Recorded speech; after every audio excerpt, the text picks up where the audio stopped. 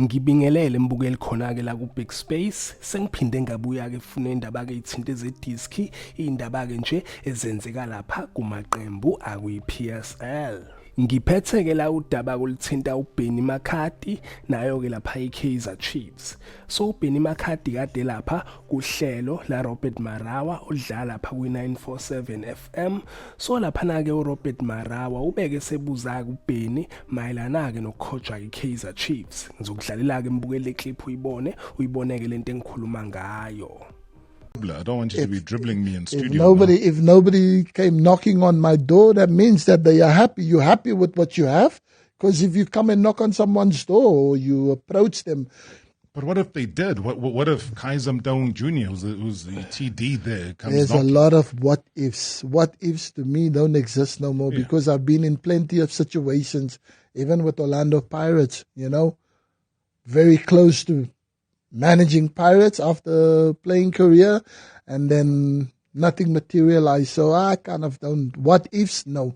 If they want, they know where I am. They know where I am. They know where to find me. They know how to conduct to make it happen. But if not, rumors and that, it's just a rumor. So injalo ke mbukeli ngiyathemba ukuthi ke uyizweleke lapha kwiclip yakhe kuRobert Marawa benaye kuBenny McCarthy. Ade buza ke lapha uRobert Marawa ukuthi ke what if iKaizer Chiefs iyam-approacha ifuna ukuthi ke ezoqeqesha ke iqembu. And uyasho kuBenny ukuthi ke bayazi ukuthi ke bengamthola kanjani, bayamazi ukuthi ke bengamtholaphi. So injalo ke mbukela uBenny ke njengamanje uyena ke lapha umqeqeshi wenational team yase Kenya.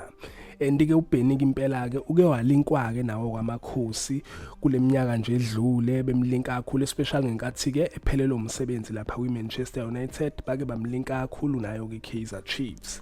And iKaizer Chiefs okwamanje ayinaye kumqeqeshi kusabambena ke lapha uKhalil Ben Yusuf mase kuba nguye ke lapha uCedric Kaze. Andike nabo abenzi kahle khona ke lapha kwiKaizer Chiefs. iChiefs ke lokho eqale nje second half yeseason lokhu ke bedropa ama point impela ke even nalapha kwiCAF Confederation baphuma ngendlela engaqondakali baphuma kabuhlungu andike impela ke abalandeli bayo ke Chiefs bayakhala and sekucacile ukuthi kahle kahle ke imanagement yayo iChiefs kumele ke iyobheka kumqeqeshi and uBenny McCarthy ngendlela akasounda ngayo kuyona ke le interview akayenzeke noRobert Marawa usounda njengomuntu ke ongenankinga ukuthi ke eqeqeshe lapha iqembu iKaizer Chiefs. Yikho ke phela ukuthi ke njengamanje usasebenza ke lapha ezumqeqeshi wenational team yase Kenya nayo ke futhi leyo national team engenzi kahle.